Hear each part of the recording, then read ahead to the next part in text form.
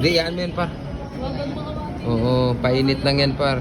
Tsaka na pag may na-knockout, buhatin natin. Bagad eh, no? Sa akin, combo agad dyan. Yan mo lang yan, par. Boxing sa mga atiyab. Lugi, may helmet yung isa. Lugi. Boss, papainitan natin si ano, Bossing Richard.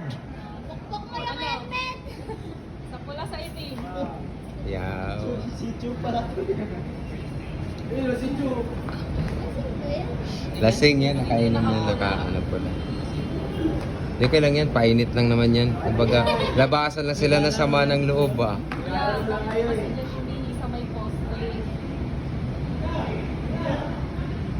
Tama na, okay na. Wala, hindi man lang uminit. Tamang exercise lang. Ayaw na ni Kuya. Pa-relax. Pagod dos Kuya, napagod. Okay lang yan, wala na masakitan. Hindi naman nagkakasakitan yung mga ano na yun, pamahan na yun. Para makita din natin yung mga yawa. Talagang pumupurma para to si Richard ah. Putong ina, sapol si Richard. Na-street job.